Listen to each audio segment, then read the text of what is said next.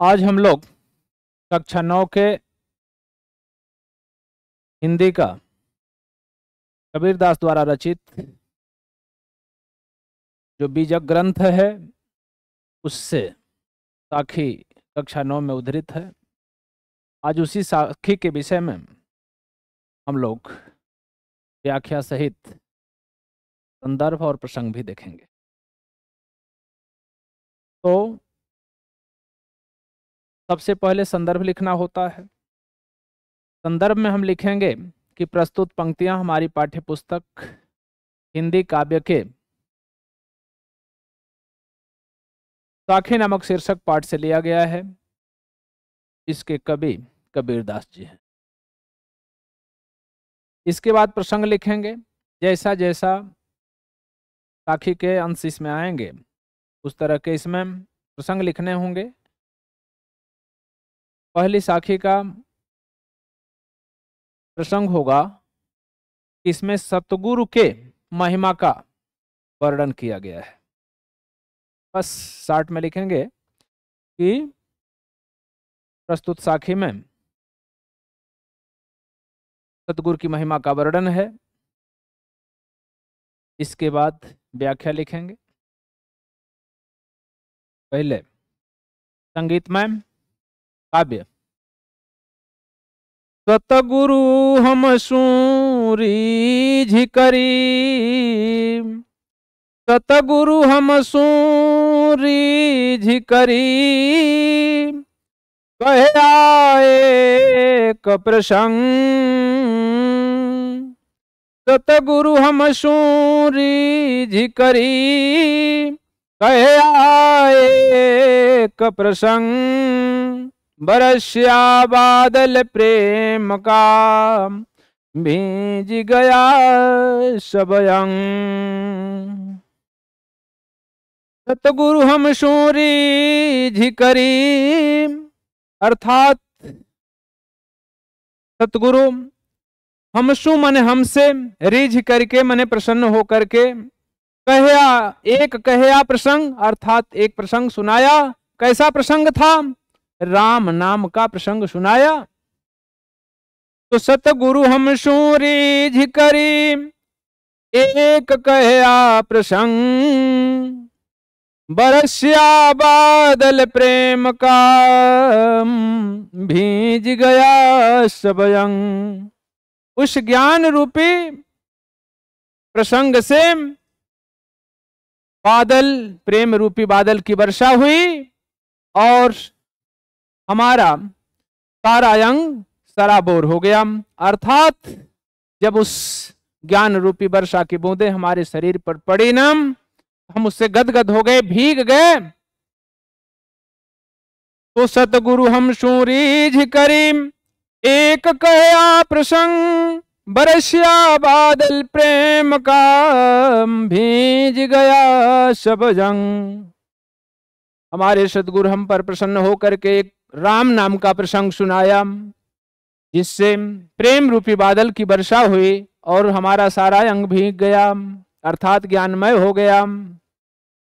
दूसरा है कि राम नाम के पट तरे, अब देवे को कछु नाहीं।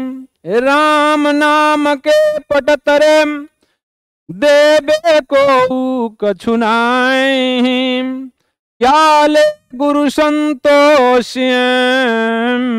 होश रही मन माही। राम नाम के पटतरे, पटतरे मने होता है बदले में, देवे को कछु नाहीं, हमारे पास देने के लिए कुछ भी नहीं है।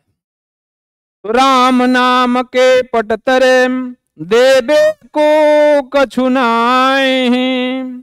क्या ले गुरु संतोष, होश रही मन माही। होश मने होती है अभिलाषा, माही मने मन रूपी घर में, और संतोषी मने क्या संतोष करेंगे। तो राम नाम के पटतरे, देवे को कछु नाहीं। राम नाम के बदले में अर्थात जो हमारे गुरुदेव ने राम नाम का प्रसंग सुनाया, उसके बदले में देने के लिए मेरे पास कुछ भी नहीं है। क्या ले गुरु संतोषिए हौस रही मन माहि। हमारे गुरु क्या लेकर के संतोष करेंगे, यही अभिलाषा मेरे मन में बार बार जागृत हो रही है, उठ रही है। अगला है कि ज्ञान प्रकाश्या गुरु मिलियाम सो जिन बिसरी जाई। ज्ञान प्रकाश्या गुरु मिलियाम सो जिन बिसरी जाय। अजब गोविंद कृपा करी तब गुरु मिलिया।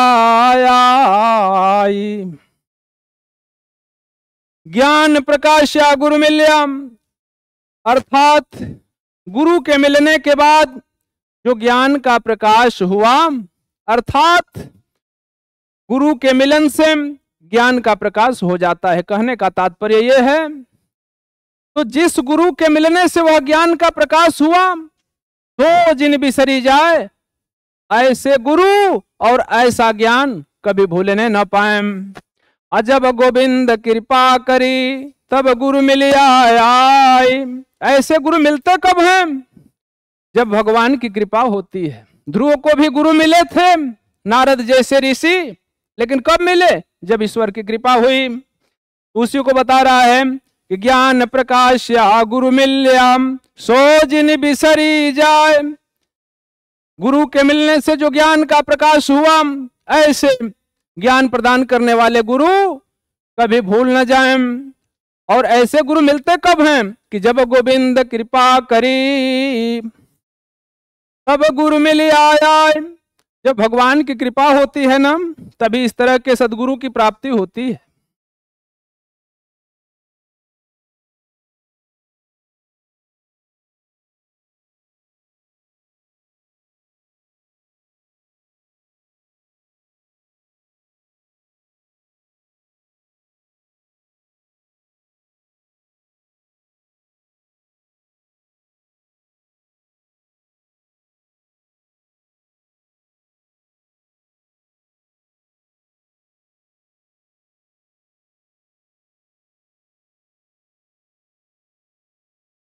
माया दीपक नर पतंग भ्रमि भ्रमि में पड़ंत। माया दीपक नर पतंग भ्रमि भ्रमि में पड़ंत। कहें कबीर गुरु ज्ञान थे एक याद उबरंत। कबीरदास जी कहते हैं कि संसार में जो माया है ना, यह दीपक के समान है। अर्थात पूरा यह प्राणी जनमानस इस माया के चंगुल में फंसा हुआ है। तो बता रहे हैं कि माया दीपक के समान है। और नर पतंग, नर मने होता है मनुष्य, पतंग मने कीड़े मकोड़े के समान है।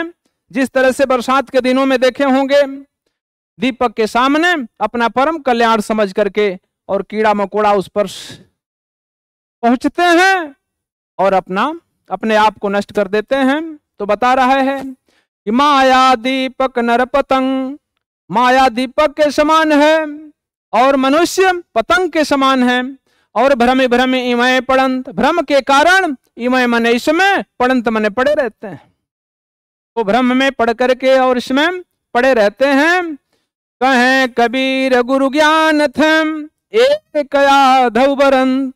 कबीरदास जी कहते हैं कि गुरु के ज्ञान से एकाध लोग, एकाध का मतलब होता है एक अथवा दो, एकाध लोग अर्थात कुछ ही संख्या में लोग इससे उबर पाते हैं, बच पाते हैं। आगे है कि जब मैं था तब गुरु नहीं, अरे अब गुरु हैं हम नहीं।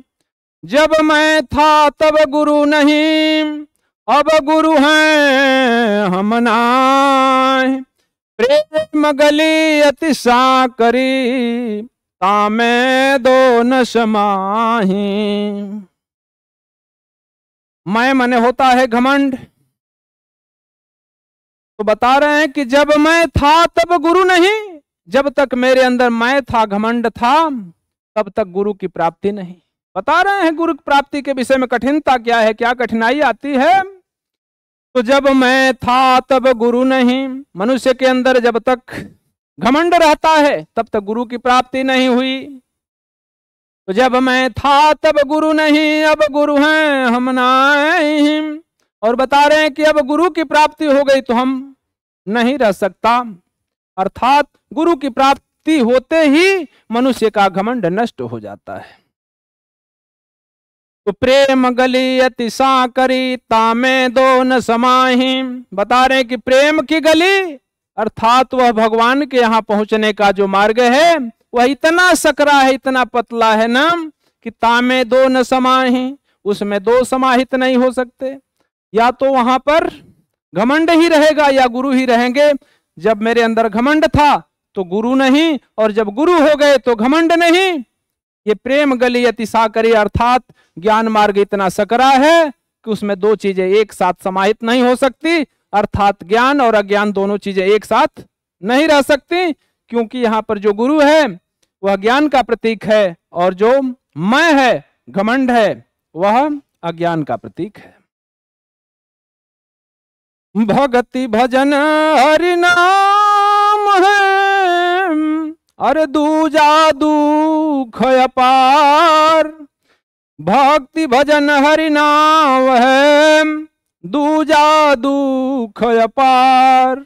मनसा बाचा कर्म नाम, कबीर सुमिरन सार।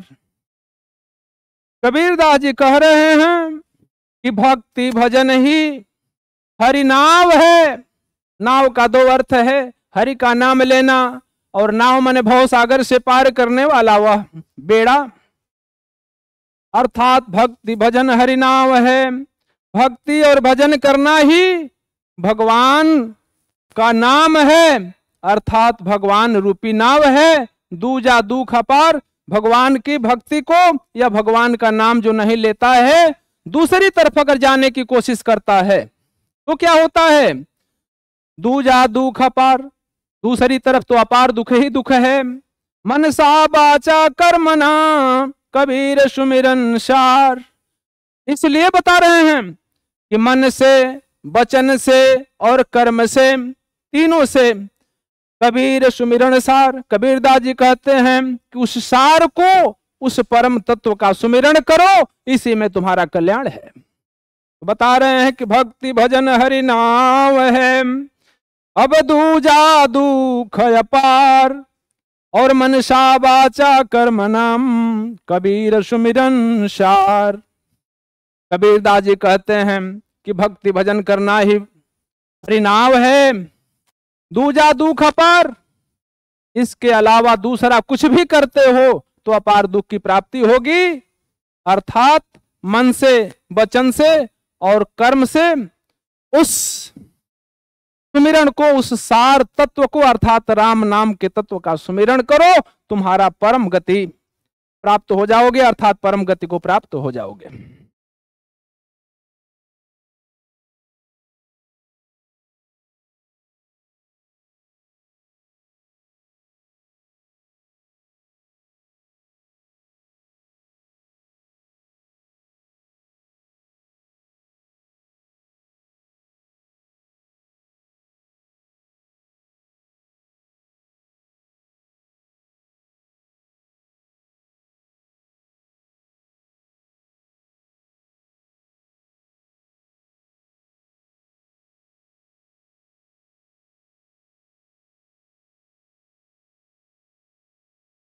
अगला हमें 7वां पढ़ना है कि कबीर चित चमंकियाम, चौदिसी लागी लाई। कबीर चित चमंकियाम, चौदिसी लागी लाई।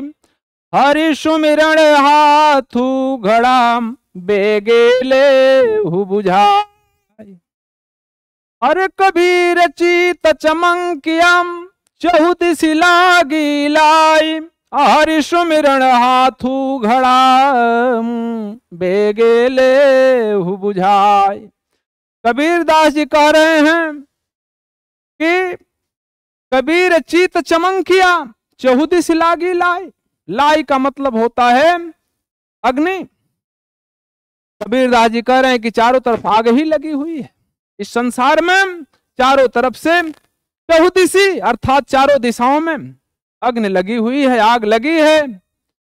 कबीर चित्त चमक किया और कबीरदास जी का जो चित्त है, जो मन है, वह चमक उठा।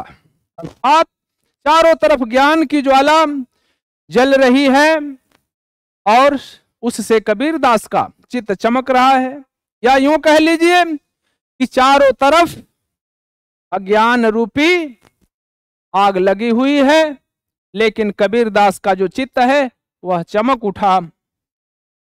तो हरि सुमिरन हाथू घड़म बेगे ले हु बुझाए। कबीरदास जी कह रहे हैं कि भगवान रूपी भजन, भगवान रूपी सुमिरन का जो घड़ा है वह तो तुम्हारे हाथ में ही है, तुरंत उससे लेकर के इस अग्नि को बुझा डालो, अर्थात अज्ञान को नष्ट कर डालो। तो कबीर चित चमंकियाम चहुदिश लागी लाई, हरि सुमिरन हाथू घड़ा बेगे ले हूं बुझाए। कबीरदास जी कह रहे हैं कि मेरा तो मन चमक रहा है, चमक उठा है, मैं ज्ञानमय हूं, और तू दूसरी तरफ क्या है, पूरे संसार में क्या हो रहा है? तो चहुदिश लागी लाई, पूरे संसार में चारों दिशाओं में आग लगी हुई है। हरि सुमिरन हाथू घड़ा बेगे ले बुझाए। हे संसार में रहने वाले लोग, माया में अज्ञान में लिपटे हुए लोग, तुम्हारे हाथ में ही क्या है? हरि सुमिरन रूपी घड़ा है, उससे तुरंत इस आग को बुझा डालो, अर्थात अज्ञान को नष्ट कर डालो। भगवान के भजन के तरफ संकेत किया गया है। अंखड़ियां जाई पड़ी पंथ निहार निहार, भाई अंखड़ियां जाई पड़ी पंथ निहार निहार, जी भड़िया छाला पड़या राम पुकारी पुकार। इस पंक्ति में भगवान को प्राप्त करने की से संबंधित मार्ग में कितनी कठिनाइयां आती हैं उसके विषय में वर्णन किया गया है। बता रहे हैं कबीरदास जी कि भगवान अर्थात वह परम पद इतना आसानी से नहीं मिलता। अंखड़ियां झाई पड़ी, आंखों में झाइयां पड़ जाती हैं देखते देखते भगवान के मार्ग को। पंथ निहार निहार, उस रास्ते को कि परमात्मा किस मार्ग से होकर के मेरे यहां आएंगे। जी भड़िया छाला पड़या, जीभों में राम के भजन करते करते छाले पड़ जाते हैं, राम पुकार पुकार भगवान का स्मरण करते करते। कहने का मतलब है कि अंखड़ियां झाई पड़ी पंथ निहार निहार, जी भड़िया छाला पड़या राम पुकार पुकार। आंखों में झाइयां पड़ जाती, अर्थात ज्ञान का मार्ग इतना आसान नहीं है। रात दिन सारे प्राणी सोए रहते हैं, उस समय जागरण करके, और ज्ञान जो तपस्वी होते हैं, जो ज्ञान प्राप्त करने वाले लोग होते हैं, वह उसका अभ्यास करते करते उनके आंखों में झाइयां पड़ जाती हैं, और उस मार्ग को देखते देखते आंखों में छाइयां पड़ जाती हैं, जीभों में छाला पड़ जाता है उसका स्मरण करते करते। तो बता रहे हैं कि यह मार्ग इतना आसान नहीं है, इसके लिए तैयार रहना पड़ेगा। आंखों में झाइयां भी पड़ेगी, पंथ को निहारना भी पड़ेगा, जीभों में छाला भी पड़ेगा। क्या करने के लिए? बार बार स्मरण करने के कारण। आगे देखिए,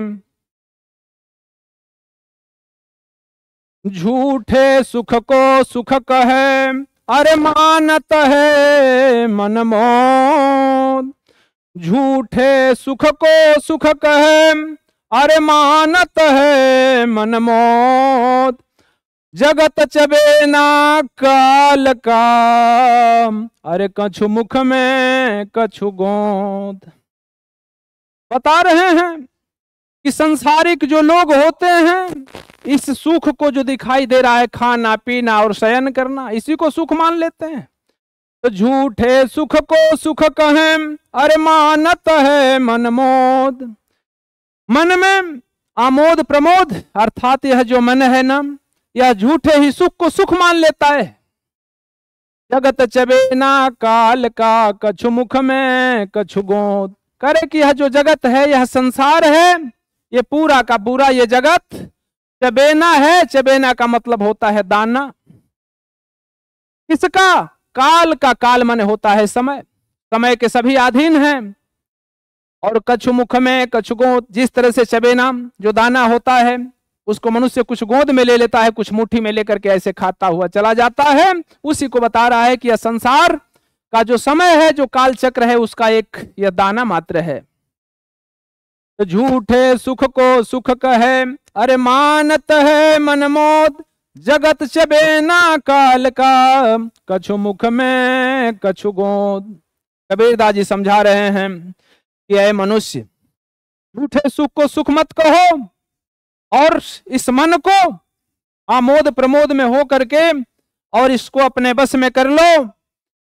जगत चबेना काल का, कछु मुख में कुछ गोद। जो तुम्हें दिखाई दे रहा है संसार ना, यह काल का एक दाने के समान है। यह पूरा संसार कब ग्रसित कर लेगा इसका कोई भरोसा नहीं। जिस तरह से दाना चबेना को मनुष्य कुछ हाथ में कुछ गोद में अपनी झोली में लेता रहता है, चलता रहता है, पता भी नहीं चलता है और पूरा समाप्त हो जाता है, उसी तरह से यह संसार नश्वर है। इस पर तुम्हें गर्व नहीं करना चाहिए।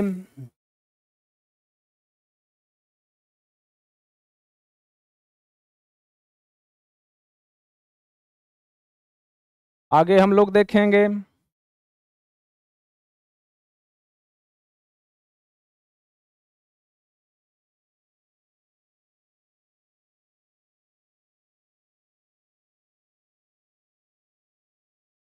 जब मैं था तब हरि नहीं, अब हरि हैं मैं नाही। तब अधियारा मिट गया, जब दीपक देखा माही। यहां भी मैं आ गया। मैं का मतलब होता है घमंड और हरि माने होता है ज्ञान। अर्थात जब मेरे अंदर अज्ञान था तब तक ईश्वर की प्राप्ति नहीं हुई, और जब ईश्वर की प्राप्ति हुई तो मेरे अंदर अब मैं नहीं रहा। तो जब मैं था तब हरि नहीं, अब हरि है मैं नाही। जब मेरे अंदर घमंड था तब तक ईश्वर की प्राप्ति नहीं, और जब ईश्वर की प्राप्ति हो गई तो मेरे अंदर घमंड भी नहीं है। तब अंधियारा मिट गया, जब दीपक देखा माही। उसी तरह से जैसे एक दीपक मात्र के दर्शन से या देख लेने से सारा अंधकार नष्ट हो जाता है, उसी तरह से भगवान के दर्शन मात्र से मेरा सारा अंधकार नष्ट हो गया, सारा अज्ञान नष्ट हो गया। कबीर कहाँ गरबियो, ऊंचे देखी आवास। कल परियों भवें लोटना, ऊपर जाम घास। गर्व मतलब होता है घमंड करना। कबीर कहाँ गर्वियो, कबीरदास जी कह रहे हैं कि अय मानो कहाँ गर्व कर रहे हो। ऊंचे देखी आवास, ऊंचे ऊंचे अटालियों को, भवनों को देख करके क्यों घमंड कर रहे हो। काल ही परियों भवें लोटड़ा, ऊपर जाम घास। कल या परसों अर्थात कुछ ही दिनों में ये नष्ट हो जाएंगे और इसके ऊपर एक दिन घास जम जाएगी। कहने का मतलब है कि यह संसार क्षणभंगुर है। यहाँ संसारिक चीजों को देख करके गर्व मत कीजिए, क्योंकि कल परियों इसको क्या हो जाना है, नष्ट ही हो जाना है। यह ऐसा संसार है जैसा सिंबल फूल, दिन दस के व्यवहार को झूठे रंग न भूल। यह ऐसा संसार है, बता रहे हैं कि संसार क्षणभंगुर है। ठीक उसी तरह से जैसा सिंबल फूल, सिंबल का फूल दूर से देखने में तो बड़ा आकर्षक लगता है, सुंदर लगता है, लेकिन पक्षी उसकी सुंदरता को देख करके उसके पास चोंच मारता है और छोड़ करके चला आता है, अर्थात उसमें कोई सुगंध नहीं। तो कह रहे कि यह ऐसा संसार है जैसा सिंबल फूल, यह संसार सिंबल के फूल के समान क्षणभंगुर है। दिन दस के व्यवहार को झूठे रंग न भूल, 10 दिन के व्यवहार में झूठे अपने रंग को नहीं भूलना चाहिए, अर्थात उस परम पिता परमात्मा को सदैव याद कीजिए। उधर संकेत किया गया है कि सांसारिक चीजें क्षणभंगुर है, परमात्मा का नाम ही स्थिर है, अचल है।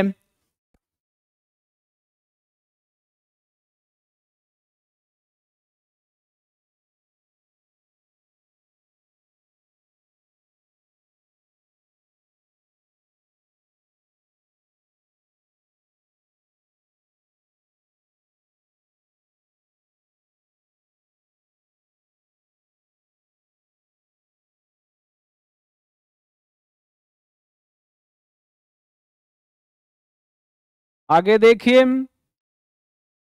यही अवसर चेत्या नहीं, यही अवसर चेत्या नहीं, पशु ज्यों पाली दे, राम नाम जाण्या नहीं,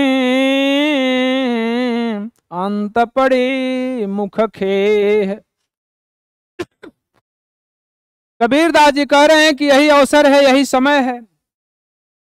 पशु ज्यों पाली दे, पशुओं के समान तुमने पालन पोषण करने में अपने शरीर को अगर व्यतीत कर दिया तो कर है कि यही अवसर चेत्या नहीं, पशु ज्यों पाली दे, राम नाम जाण्या नहीं, अंत पड़ी मुख खे। बता रहे हैं कि यही अवसर है जो तुम्हारा जीवन मिला है ना, कल के लिए मत छोड़ो कि वृद्धावस्था में भगवान की भजन करेंगे। तो यही अवसर चेत्या नहीं, यही अवसर है, यही समय है।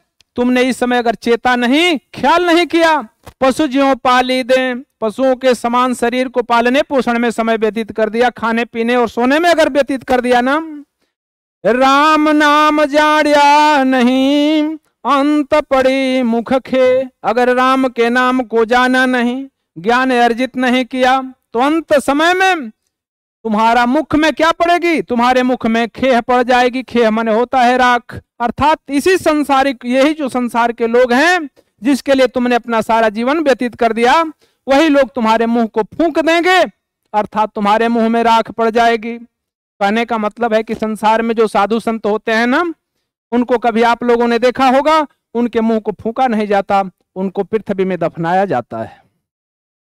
तो बता रहे हैं कि तुम्हारे भी वही हाल होने वाली है। यही अवसर चेत्या नहीं, पशु ज्यों पाली दे, राम नाम जाण्या नहीं, अंत पड़ी मुख खे। यही अवसर है, यही समय है। तुमने अगर इस समय चेता नहीं, ख्याल नहीं किया, तो पशु ज्यों पाली दे, अगर पशुओं के समान तुम अपने खाने पीने में अगर समय को व्यतीत कर दिया, राम नाम जाण्या नहीं, और राम के नाम को जाना नहीं, अंत पड़ी मुख है, तो अंतिम समय में तुम्हारे भी मुख में क्या पड़ेगी? राख। अगला है कि यह तन कांचा कुंभ है, भाई यह तन कांचा कुंभ है, लिया फिरे था साथ, और ढबका लागी फूट गया, कछु नहीं आया हाथ। क्षणभंगुरता के तरफ कबीरदास जी संकेत कर रहे हैं कि यह शरीर भी क्या है जिस पर गर्व कर रहे हो न, कितना सुंदर शरीर मिली है, यह क्षणभंगुर है, यह नष्ट हो जाने वाली है। तो यह तन कांचा कुंभ है, यह तन मने शरीर, कांचा मने होता है कच्चा, कुंभ मने होता है घड़ा। कह रहे कि यह तन जो देख रहे हैं आप सुंदर नम, जिसमें रात दिन रगड़ रगड़ रगड़ करके इसको चमकीला बनाते हैं नम, तो यह तन कांचा कुंभ है, यह कच्चे कुंभ के समान है। और लिया फिर था साथ, जिसको ले लेकर के तुम साथ में घूम रहे हो। तो यह तन कांचा कुंभ है, लिया फिर था साथ, ढबका लागा फूट गया, कछु नहीं आया हाथ। करे कि जैसे कुम्हार कच्चा घड़ा हो, अगर उसको ज्ञान रूपी आग में पकाए नहीं तो उसमें थोड़ा भी जल धारण करने की क्षमता नहीं होती। संसारिक एक थपेड़े मात्र से उसका विनाश हो जाता है, वह नष्ट हो जाता है। उसी तरह से यह शरीर है, अगर इसको ज्ञान रूपी अग्नि में पकाया नहीं, राम की भजन नहीं किया, तो यह कब तुम्हारा साथ छोड़ देगा, इसका कोई भरोसा नहीं है। तो यह तन कांचा कुंभ है, लिया फिर था साथ, ढबका लागी फूट गया, कछु नहीं आया हाथ। यह तन, यह शरीर कच्चे घड़े के समान है, जिसको लेकर तुम साथ साथ घुमा करते हो, फिरा करते हो। ढबका लागी फूट गया, कछु नहीं आया हाथ। एक संसारिक मात्र थपेड़े से सब कुछ फूट करके नष्ट हो जाएगा, तुम्हें कुछ हाथ भी लगने वाला नहीं है। अंतिम है कि कबीर कहाँ गर्भियो, देही देखी सुरंग, बिछड़बा मिलबो नहीं, ज्यों का चली भुवंग। कबीरदास जी शरीर की क्षण भंगुरता को दिखा रहे हैं कि कबीर कहाँ गर्वियो, कबीर दास जी कह रहे हैं कि कहाँ गर्व कर रहे हो, किस पर घमंड है तुम्हारा। अरे देही देखी सुरंग, देह के इस शरीर के सुंदर रंग को देख करके क्यों गर्व कर रहे हो। अरे मी बिछड़िया मिलबो नहीं, ज्यों कहाँ चली भुवंग, करे कि बिछड़ जाने के बाद, साथ छोड़ देने के बाद यह उसी प्रकार से नहीं मिलने वाली है जिस प्रकार से सर्प केंचुली को छोड़ देने के बाद फिर उसे ग्रहण नहीं करता, चाह करके भी उसे वो प्राप्त नहीं कर सकता। तो कबीर कहाँ गर्वियो, देही देखी सुरंग, बिछड़िया मिलबो नहीं, ज्यों का चली भुवंग। कबीर दास जी कहते हैं कि यह शरीर जो है वह क्षण भंगुर है, इसको देख करके क्यों गर्व कर रहे हो, अपने देह के सुंदर रूप को देख करके क्यों गर्व कर रहे हो हे मानव। या तो बिछुड़ जाएगी तो फिर मिलने वाली नहीं है, ठीक उसी तरह से जिस तरह से सर्प केंचुली को छोड़ देने के बाद में वह उसे फिर प्राप्त नहीं होती। ये रही व्याख्या। सारी व्याख्या अलग अलग आपको चैप्टर वाइज मिलेंगे और जितने प्रश्नोत्तर हैं वह एक शिफ्ट में मिलेगा। इसको पढ़ने के लिए, अध्ययन करने के लिए आप लोग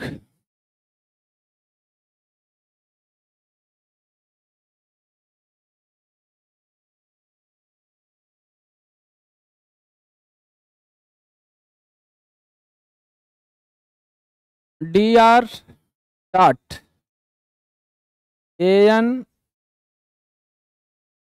क्लासेस, dr.an क्लासेस पर आप इसको सब्सक्राइब करिए और लाइक कर दीजिए। जितनी भी वीडियो डाली जा रही हैं सब का सब आपको मिलेगा। इस चैनल पर आपको निःशुल्क सारे सब्जेक्ट, हिंदी, अंग्रेजी, गणित, विज्ञान, जितने भी सब्जेक्ट हैं सारे के सारे सब्जेक्ट आपको मिलेंगे और 1 से लेकर के इंटर तक लगातार आप लोग कोई भी सब्जेक्ट का अध्ययन करेंगे, सारे विषय आपको विधिवत मिलेंगे। बस केवल एक बार सब्सक्राइब करके और लाइक कर दीजिए, ये आता रहेगा dr.an क्लासेस। थैंक्स।